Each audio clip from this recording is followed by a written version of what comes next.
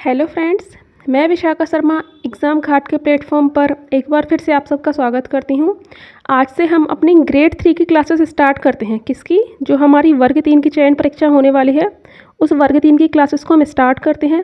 इसमें अभी हम जो साइंस वाला हमारा पोर्शन है, कौन सा? साइंस वाला, ठीक है। जो विज्ञान की हमारे पास यूनिट्स हैं उनको स्टार्ट करेंगे। इसमें अभी सबसे पहले बायोलॉजी वाला पोर्शन उठाते हैं, ठीक है, बायो वाला पोर्शन। अब इस बायोलॉजी वाले पोर्शन में जो फर्स्ट लाइन है अपनी सिलेबस की पहली लाइन, वो है जीवधारियों का वर्गीकरण। इसमें भी जीवधारियों का वर्गीकरण अपने को जंतु और पादप इस प्रकार से ही डिटेल में सिलेबस में मेंशन है और हमें पढ़ना है। तो इस पर आने से पहले मैं आपको इस विषय की जो बेसिक समझ है उसके बारे में चर्चा करती हूँ। हम बायोलॉजी पढ़ते हैं, बायोलॉजी मतलब कि जीव विज्ञान, ठीक है। अब बायोलॉजी में जीव विज्ञान में क्या होता है? पादप भी शामिल है और जंतु भी शामिल हैं। क्या क्या चीज़ें होती हैं यहाँ पे? पादप मतलब जिन्हें हम पेड़ पौधे कहते हैं, और जंतु जिन्हें हम एनिमल्स कहते हैं एक तरह से। अब जो पादपों की स्टडी होती है, मतलब जो पेड़ पौधों की स्टडी होती है, उसे हम बॉटनी कहते हैं। क्या बोलते हैं? बॉटनी, ठीक है। और जो जंतुओं की स्टडी होती है उसे हम बोलते हैं जूलॉजी। क्या बोलते हैं? जूलॉजी। अच्छा, आप जू में एनिमल्स को देखने भी जाते हैं, तो एनिमल मतलब ह्यूमन भी एक एनिमल ही है। आप ये कंसीडर नहीं करना, ऐसा ही होता है। मानव है वो भी एक एनिमल है, ठीक है, जंतु है। अब जंतु का अध्ययन जूलॉजी होता है, पादपों का अध्ययन बॉटनी होता है। अब यहाँ पर हम देखते हैं जनक, कौन किसका जनक है, ठीक है। तो जूलॉजी प्लस बायोलॉजी, मतलब एक जो बड़ा सेगमेंट है बायोलॉजी और दूसरा जूलॉजी, इन दोनों के फादर कौन है? अरस्तु। कौन है? अरस्तु, ठीक है। इतनी बात क्लियर है? अरस्तु किस किस के फादर है? फादर ऑफ बायोलॉजी और फादर ऑफ जूलॉजी, ठीक है। किस किस के? बायोलॉजी के और जूलॉजी के। इसके बाद हम देखते हैं बॉटनी। बॉटनी के फादर कौन है? तो जो बॉटनी के फादर हैं या जनक हैं वो है थियोफ्रास्टस। कौन है? थियोफ्रास्टस, ठीक है। जो थियोफ्रास्टस हैं वो फादर ऑफ बॉटनी है। तो आपको ये दोनों ही नाम याद रखना है, थियोफ्रास्टस और अरस्तु। अरस्तु जंतु विज्ञान और जूलॉजी, ठीक है। और मतलब जंतु विज्ञान प्लस जो जीव विज्ञान है वो, और पादप विज्ञान के थियोफ्रास्टस। अब हम थोड़ा सा आगे बढ़ते हैं। आगे अब हम पीपीटी पर आते हैं, ठीक है। हमें देखना है जीवधारियों का वर्गीकरण। अब चूँकि क्या है कि जो पूरा जो बायोलॉजी है इसमें अपने को जीवधारियों का स्टडी करना है। अब इसकी स्टडी को सरल बनाने के लिए डिवीज़न किए गए थे, है ना। सबसे पहले डिवीज़न किसने किया है? अरस्तु ने किया है, जिसे एरिस्टोटल बोलते हैं, वो अरस्तु ने इसका डिवीज़न किया है। उन्होंने बोला था कि जो पूरी बायोलॉजी है इसको अपन दो पार्ट्स में डिवाइड कर लेते हैं, एक एनिमेलिया में और एक प्लांटी में। एनिमेलिया मतलब कि जंतु जगत और प्लांटी मतलब पादप जगत। तो इस तरह से डिवीजन अगर हम कर लेंगे तो हमारे लिए जो बायोलॉजी की स्टडी है वो आसान हो जाएगी। अब अरस्तु के बाद फिर कौन आता है? कैरोलस लीनियस, ठीक है। सबसे पहले अरस्तु देखें, अब कैरोलस लीनियस। कैरोलस लीनियस की एक किताब है सिस्टमा नेचुरे। कौन सी किताब है? सिस्टमा नेचुरे। इसमें इन्होंने भी दो प्रकार से अध्ययन बोला है कि इसमें भी दो प्रकार से अध्ययन करते हैं। तो इन्होंने भी क्या बताया है कि जो पूरा जो बायोलॉजी है उसको दो पार्ट्स में डिवाइड कर लेते हैं। वो ही सेम दो पार्ट्स। कौन से दो पार्ट्स? एनिमेलिया और प्लांटी, ठीक है। इसके बाद जीवों का तीन जगत में वर्गीकरण किया। तीन जगत में किसने वर्गीकरण किया है? अर्नेस्ट हैकल ने, ठीक है। अर्नेस्ट हैकल ने बोला एक एनिमल का अध्ययन करेंगे, एक प्लांट का अध्ययन करेंगे, और बाकी जितनी भी जो सूक्ष्म जीव वगैरह हैं उन सबको हम किस में रख देंगे? मोलेस्टा में रख देंगे। तो इन्होंने तीन चीज़ें बताई। आपको याद रखना पड़ेगा कि तीन जगत वर्गीकरण किसने किया है? अर्नेस्ट हैकल ने, ठीक है, अर्नेस्ट हैकल ने। इसके बाद जो सबसे इम्पोर्टेंट है और जो एग्ज़ाम की दृष्टि से इम्पोर्टेंट होता है, यहाँ से प्रश्न बनते हैं, वो है अपना विटेकर का 5 जगत वर्गीकरण, ठीक है। उन्होंने 5 किंगडम में पूरे जीवधारियों को क्लासिफाई किया है। कितने किंगडम में? 5 किंगडम में। अच्छा, इस जगत को ही हम किंगडम भी बोलते हैं, ठीक है। तो 5 जगत वर्गीकरण किसका है? विटेकर का है। कब किया था? ये प्रश्न भी इम्पोर्टेंट है, क्वेश्चन आता है इसके ईयर से। तो 1969 में, ठीक है। कब? 1969 में। अब 5 जगत कौन कौन से हैं? हम याद करते हैं। मोनेरा, सबसे पहले क्या है? मोनेरा, प्रोटिस्टा, कवक, उसके बाद पादप और जंतु। अब पादप और जंतु आपको पता है, आपको ये तीनों याद रखने हैं, मोनेरा, प्रोटिस्टा, कवक। क्या क्या? वापस से एक बार, मोनेरा, प्रोटिस्टा, कवक, पादप, जंतु। ये है हमारा 5 जगत का वर्गीकरण। अब हमको सिलेबस में इन दोनों को बहुत डिटेल में पढ़ना है, ठीक है, पादप जगत वर्गीकरण और जंतु जगत वर्गीकरण। लेकिन इसके पहले भी ये जो पांचों हैं इनका बेसिक तो हमें पता होना चाहिए, इसके बाद हम आगे बढ़ेंगे। इसमें होता क्या है, किंगडम होता है, फिर फाइलम होता है, फिर क्लास होती है, तो ये डिवीज़न बहुत आगे तक जाता है और लास्ट में क्या होता है, स्पीसीज भी होती हैं, है ना। तो ये अपन को डिटेल में पढ़ना है। इनको जो डिटेलिंग होगी वो फर्दर क्लासेस में होगी। आज इनका पांचों का हमको बेसिक इन्फॉर्मेशन लेनी है, ठीक है। हम अपनी नेक्स्ट स्लाइड पर चलते हैं। इसके पहले यहाँ पर एक इम्पॉर्टेंट बात लिखी हुई है, क्या है, फादर ऑफ टैक्सोनॉमी। टैक्सोनॉमी का मतलब भी यही होता है कि वर्गीकरण क्या है ना। ये जो अपन देख रहे हैं वो वर्गीकरण ही तो देख रहे हैं। तो वर्गीकरण के जो पिता हैं या फादर ऑफ टैक्सोनॉमी है वो कैरोलस लीनियस हैं। कौन है, कैरोलस लीनियस। और कैरोलस लीनियस ने ही द्विनाम पद्धति भी दी है। अब द्विनाम पद्धति क्या होती है कि यहाँ पर क्या होता है कि हर एक जो जीव है, मतलब चाहे पौधा हो चाहे जंतु हो, उसका एक स्पेसिफिक नेम होता है जिसे हम बायोलॉजिकल नेम बोलते हैं, है ना। तो ये जो बॉटनिकल नेम या बायोलॉजिकल नेम होता है वो कैसे होता है, पहले वंश का नाम होता है, उसके बाद फिर जाति का नाम होता है, ठीक है। पहले वंश आता है फिर जाति आती है। जब मैं आपको पादप और जंतु पढ़ाऊंगी तब इसके बारे में हम और डिस्कस करेंगे। जैसे मानव है, उसका अगर मैं बोलूं कि बायोलॉजिकल नेम क्या होता है या उसका वैज्ञानिक नाम जिसे हम बोल देते हैं वो क्या होता है, तो होमो सेपियंस, है ना। क्या होता है, होमो सेपियंस। तो होमो उसका क्या है, वंश है, होमो उसका क्या है, वंश है, और जो सेपियंस होता है वो क्या है, उसकी जाति है, ठीक है। होमो उसका वंश है और जो सेपियंस है वो उसकी जाति है। तो इस तरह से हमको द्विनाम पद्धति भी पढ़नी होती है। बहुत डिटेल हमको नहीं पढ़ना है क्योंकि हम स्पेसिफिक बायोलॉजी के स्टूडेंट नहीं हैं। हमें बेसिक इन्फॉर्मेशन होती चाहिए कि द्विनाम पद्धति में पहला नाम क्या होता है, वंश का नाम होता है, दूसरा जाति का नाम होता है, और जो 2-4 हमको नाम याद भी करना है। जैसे मानव का बायोलॉजिकल नाम क्या होता है, होमो सेपियंस, ठीक है। दी किसने है, कैरोलस लीनियस ने दी है। इस स्लाइड को हमने बहुत अच्छे से डिस्कस किया। एक बार वापस से फटाफट से रिकॉल करते हैं। सबसे पहले अरस्तु हैं जिन्होंने जंतु जगत पादप जगत में वर्गीकरण किया है जीवधारियों का। उसके बाद कैरोलस लीनियस है, इन्होंने भी सेम वर्गीकरण किया। देन हमारे थ्री किंगडम में जो क्लासिफिकेशन है वो अर्नेस्ट हैकल का आता है, एनिमल, प्लांट एंड मोलेस्टा। उसके बाद 5 जगत वर्गीकरण हमारा विटेकर का आता है। ये जो 5 जगत होते हैं वो कौन कौन से हैं, मोनेरा, प्रोटिस्टा, कवक, पादप, जंतु। इसके बाद हमने एक और चीज़ देखी है, फादर ऑफ टैक्सोनॉमी, वो कौन है, कैरोलस लीनियस। हम अपनी अगली स्लाइड की तरफ चलते हैं। अगली स्लाइड में हमको ये चीज़ें देखनी है कि मोनेरा क्या है, प्रोटिस्टा क्या है, डिटेल में, ठीक है। अब यहाँ पर आपको याद रखना है कि केवल मोनेरा, क्या, मोनेरा और प्रोटिस्टा में माइन्यूट डिफरेंस होता है, आप याद रखना।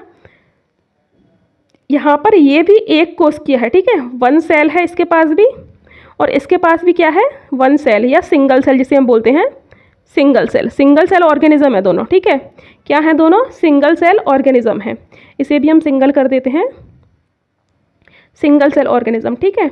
अब ये जो सिंगल सेल ऑर्गेनिज्म है, लेकिन इनमें डिफरेंस क्या है, तो याद रखना है ये है प्रोकैरियोटिक, क्या है, प्रोकैरियोटिक, और ये है यूकैरियोटिक, ठीक है, यूकैरियोटिक। अब प्रोकैरियोटिक और यूकैरियोटिक क्या होता है, प्रोकैरियोटिक जो जीव होते हैं उनमें जो उनकी सेल होती है वो सिंपल होती है, वो अच्छे से डेवलप नहीं हो पाती है, लेकिन यूकैरियोटिक में जो सेल होती है वो अच्छे से डेवलप होती है। तो प्रोटिस्टा भले ही सिंगल सेल है लेकिन इसमें इसकी जो सेल है ना वो अच्छे से डेवलप्ड है, ठीक है। अब हम देखते हैं मोनेरा जगत। तो मोनेरा जगत में क्या होता है, ये अभी मैंने आपको बता दिया, सिंगल सेल होता है मतलब एक कोशिकीय है, और प्रोकैरियोटिक है मतलब प्रोकैरियोटिक, ठीक है। अब प्रोकैरियोटिक है लेकिन इसकी कोशिका भित्ति होती है, मतलब कोशिका के चारों तरफ का एक आवरण होता है, वो किसका बनता है, आपको याद रखना है, प्रश्न यहीं से डायरेक्ट आता है। आपको यहाँ पर कवक की कोशिका भित्ति देखनी है, पादप की कोशिका भित्ति देखनी है, याद रखना है, ठीक है। तो मोनेरा की कोशिका भित्ति कैसे बनती है, पेप्टिडोग्लाइडिन, ठीक है, किससे, पेप्टिडोग्लाइडिन से। इसके बाद ये इसमें पोषण किस तरह से होता है, अपने को 4-5 चीज़ें देखनी है हर एक चीज़ में। तो यहाँ पर जो पोषण होगा वो स्वपोषी, मतलब ये अपना भोजन खुद से बनाएंगे, और कुछ जो मोनेरा जगत के जो जीव होते हैं वो विषमपोषी भी हैं, ठीक है। स्वपोषी में याद रखना एनाबीना नॉस्टॉक। अब ये जो एनाबीना और नॉस्टॉक हैं, ये इन्हें हम शैवाल में कंसीडर करते हैं, लेकिन ये शैवाल नहीं होती हैं, ये एक्चुअल में मोनेरा जगत में आती हैं। ठीक है, शैवाल किस में आ जाता है, हमारा शैवाल प्रोटिस्टा में आता है, लेकिन एनाबीना और नॉस्टॉक को हम भले शैवाल कहते हैं, लेकिन ये क्या है, हमारी मोनेरा जगत में आती हैं, क्योंकि ये एक तरह से ना बैक्टीरिया है, साइनोबैक्टीरिया जिसे हम बोलते हैं। ठीक है, यहाँ पे लिखा भी है एनाबीना साइनोबैक्टीरिया। तो मोनेरा जगत में आपको याद रखना है कौन कौन आता है, बैक्टीरिया आते हैं सारे, एनाबीना और नॉस्टॉक, ये जो साइनोबैक्टीरिया ये भी आते हैं। इनका पोषण कैसे है, स्वपोषी है या विषमपोषी है। प्रजनन कैसे होता है, संयुग्मन द्वारा। ठीक है, कैसे होता है प्रजनन, संयुग्मन द्वारा। अच्छा, अब संयुग्मन क्या होता है, संयुग्मन ये होता है कि जब दो जीव एक दूसरे के पास पास होते हैं तो वो कुछ जो आनुवांशिक पदार्थ होता है उनका, जिसे हम डीएनए कहते हैं, इसका ट्रांसफ़र करते हैं। ठीक है, यहाँ रीड करते हैं जनन प्रक्रिया, ऐसी जनन प्रक्रिया जिसमें दो जीव या कोशिकाएं आपस में संपर्क बना करके आनुवांशिक पदार्थ मतलब डीएनए का आदान प्रदान करती हैं। सपोज करो कि एक ये है और एक ये है, अब ये एक दूसरे के जब क्लोज आते हैं, पास आते हैं, तो ये जो डीएनए का जो मतलब डीएनए टाइप का जो इनके अंदर पदार्थ होता है उसका ये क्या करते हैं, एक दूसरे में ट्रांसफ़र करते हैं। ठीक है, इंटरचेंज कर लेते हैं उसको, इस तरह से इनमें प्रजनन की प्रक्रिया हो जाती है। अब यहाँ पर मोनेरा जगत के कुछ एग्जाम्पल्स दिख रहे हैं, हम उनको पढ़ने की कोशिश करते हैं, हालांकि बहुत छोटे छोटे से उसमें टर्म्स में लिखा हुआ है, लेकिन हम देखते हैं। ठीक है, एक है यहाँ पर बैसिलस सीरस, ठीक है, एक है यहाँ पर ई कोलाई साल्मोनेला टाइफी, मतलब जो टाइफाइड होता है उसका जो बैक्टीरिया होता है ना, ई कोलाई या साल्मोनेला टाइफी, उसका ये पिक्चर है। इसके बाद और हम देखते हैं स्ट्रेप्टोकोकस निमोनिया। ठीक है, जो निमोनिया बीमारी होती है उसके लिए जो उत्तरदायी जो हमारा बैक्टीरिया होता है उसका भी यहाँ पर पिक्चर है। इसके बाद जो रीड करने में आ पा रहा है मेरे से, यहाँ पर क्लोस्ट्रीडियम टिटेनी, ये जो टिटनेस का रोग हो जाता है ना, जो टिटनेस रोग होता है उसके लिए जो उत्तरदायी जो भी बैक्टीरिया है वो कौन सा होता है, क्लोस्ट्रीडियम टिटेनी। तो इस तरह से यहाँ पर ढेर सारे बैक्टीरियाज के इमेजेस हैं। ठीक है, इसके बाद अब हम अपने नेक्स्ट जो क्लासिफिकेशन में जो सेकंड नंबर पर आता है हमारा प्रोटिस्टा, उस पर आते हैं। ठीक है, प्रोटिस्टा जगत देखते हैं। प्रोटिस्टा जगत में अभी मैंने आपको बताया था कि ये भी सिंगल सेल है, मतलब एक कोष की हैं, लेकिन यहाँ पर डिफरेंस कौन सा होता है, यूकैरियोटिक है। जैसे ये प्रोकैरियोटिक थे लेकिन ये यूकैरियोटिक हैं। पोषण सेम होगा, स्वपोषी होंगे लेकिन कुछ विषमपोषी भी होंगे। प्रजनन भी युग्मक संलयन द्वारा या संयुग्मन। ठीक है, इसके एग्जाम्पल्स आपको याद रखने, आपको क्वेश्चन ना एग्जाम्पल से ही आएगा। कहाँ से आएगा, एग्जाम्पल से। मोनेरा के हमने देखे बैक्टीरिया, एनाबीना, साइनोबैक्टीरिया, ये सब। इसके बाद प्रोटिस्टा के आपको बहुत अच्छे से याद रखना है, प्रोटोजोआ, शैवाल, डाइटम, पैरामीशियम, अमीबा, युगलीना। ठीक है, कौन कौन से, पैरामीशियम, अमीबा, युगलीना।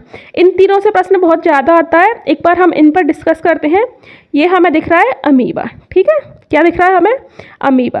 अब अमीबा से प्रश्न आता है सूडोपोडिया। अमीबा में सूडोपोडिया क्या होता है, सूडोपोडिया इसकी गति के लिए एक अंग होता है। ठीक है, इसमें लोकोमोशन के लिए एक अंग होता है, गति के लिए अंग होता है, जिसे हम क्या बोलते हैं, सूडोपोडिया। ठीक है, इसके बाद यहाँ पर क्या है, युगलीना। युगलीना में ये जो दिख रही है डंडी जैसी, इसे बोलते हैं फ्लैजिला। क्या बोलते हैं इसे, फ्लैजिला। जैसे इसमें सूडोपोडिया होता है वैसे इसमें फ्लैजिला होता है। ये फ्लैजिला की हेल्प से लोकोमोशन करता है, मतलब गति करता है।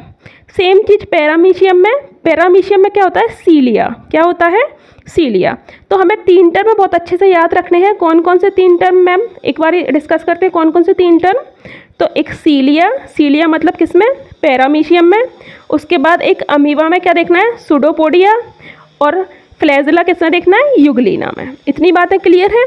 अब हम प्रोटोजोआ पे भी आते हैं। प्रोटोजोआ आपको बताना है कि मलेरिया के लिए जो मतलब मलेरिया जो रोग होता है वो भी एक प्रोटोजोआ से होता है ना।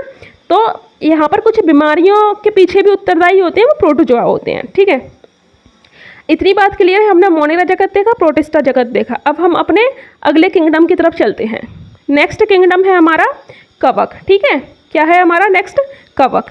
कवक में हमको क्या देखना है, अब सारे जो भी आपके लिए जो टाइप्स आएंगे उसमें आपको यूकैरियोटिक मिलेगा। क्या मिलेगा, यूकैरियोटिक सेल मिलेगी। ठीक है, यूकैरियोटिक सेल मिलेगी, प्लस मल्टी सेलुलर होंगे। कैसे होंगे जीव, मल्टी सेलुलर। अभी तक हमने सिंगल सेल देखी थी, अब मल्टी सेलुलर होंगे। ठीक है, तो ये लाइन तो याद ही नहीं करनी है, यूकैरियोटिक हैं, बहुकोष की हैं। ये भी बहुकोषकीय हैं, यूकैरियोटिक हैं, ये भी यूकैरियोटिक हैं और बहुकोषकीय हैं। यूकैरियोटिक एक कोषकीय कौन सा था? प्रोटिस्टा। और यूकैरियोटिक मतलब प्रोकैरियोटिक एक कोषकीय कौन सा था? मोनेरा था। ठीक है। यहाँ पोषण में भी विषमपोषी और मृतोपजीवी, विषमपोषी के साथ साथ कैसे होते हैं? मृतोपजीवी। मृतोपजीवी मतलब क्या होता है? सड़े गले पदार्थों से अपना भोजन प्राप्त करते हैं। ठीक है। सड़ी गली चीज़ों पर निर्भर रहते हैं भोजन के लिए, सड़ी गली पदार्थों पर। ठीक है। आपने देखा होगा जब ब्रेड खराब हो जाती है तो उस पर मोल्ड लग जाता है ऊपर, है ना, फंगस लग जाती है, तो वो क्या है? एक तरह का कवक है। ठीक है।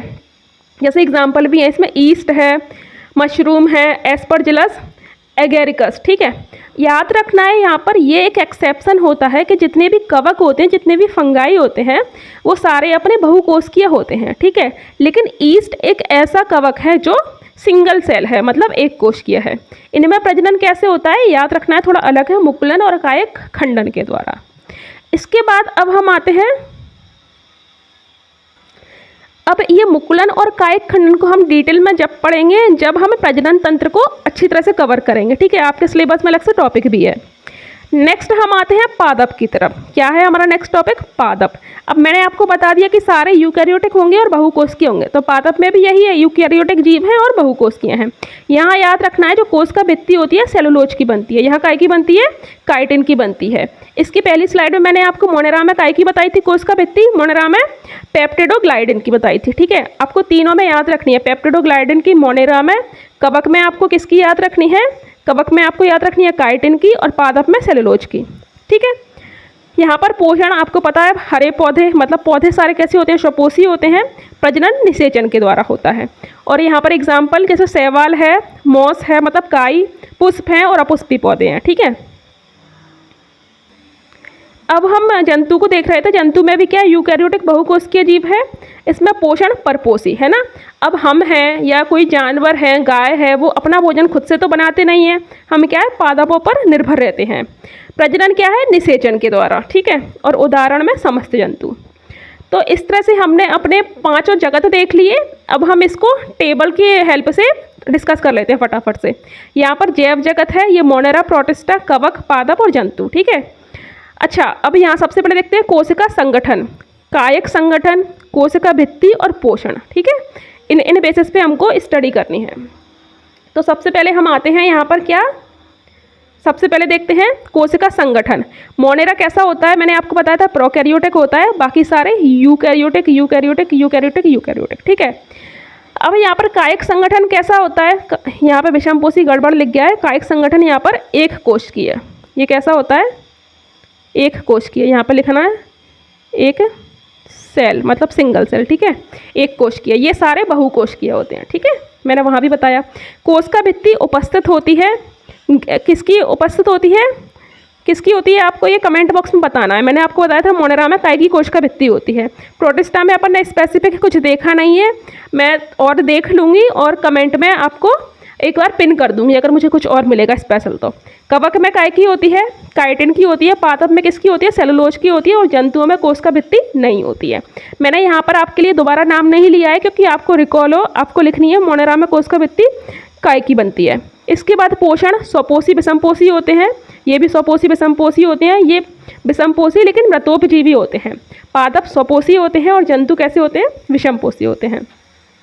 इसके बाद मैं आपके लिए कुछ क्वेश्चंस लेकर आई हूँ, हम क्वेश्चंस डिस्कस करते हैं। ये सारे क्वेश्चंस किसी न किसी एग्जाम्स में आए हुए हैं।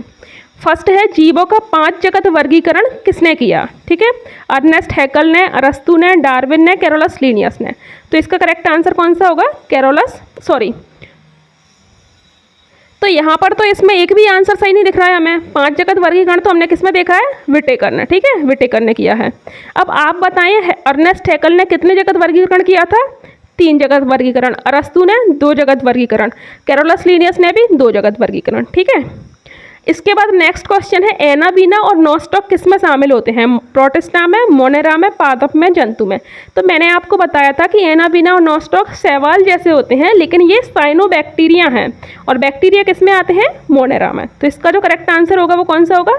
मोनेरा। ठीक है। नेक्स्ट क्वेश्चन की तरफ चलते हैं हम। अगला जो क्वेश्चन है सूडोपोडिया। सूडोपोडिया नामक जो संरचना होती है उसका प्रयोग किस जीव के द्वारा गति में किया जाता है? तो मैंने आपको 3 टर्म दिखाए थे। एक तो सूडोपोडिया बताया था, एक मैंने आपको सीलिया बताया था और एक मैंने आपको फ्लैजिला बताया था, है ना, फ्लैजिला। तो सूडोपोडिया का प्रयोग किस में होता है अपना, अमीबा में होता है, ठीक है। सीलिया में क्या होता है, पैरामीशियम। सीलिया में ऐसा ऐसा ऐसा ऐसा कांटे जैसे निकले होते हैं जिसे हम क्या बोलते हैं, सीलिया। और फ्लैजिला किस में होता है, ये युगलीना में होता है, ऐसा पूंछ जैसी होती है, इसे हम क्या बोलते हैं, फ्लैजिला, ठीक है। नेक्स्ट क्वेश्चन है, पैरामीशियम निम्न में से किस अंग के द्वारा गति करता है। तो अभी अभी हमने देखा था पैरामीशियम किसके द्वारा गति करता है, सीलिया के द्वारा। और युगलीना किसके द्वारा करता है, फ्लैजिला। फ्लैजिला के द्वारा कौन करता है, युगलीना, ठीक है।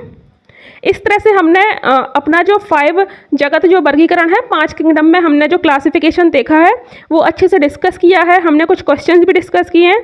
नेक्स्ट क्लास में आपके लिए जो पादप जगत है, क्या पादप जगत और जंतु जगत, इनका जो क्लासिफिकेशन आगे डिटेल में है, ये इस पर बेस्ड आपकी अगली क्लास रहेगी।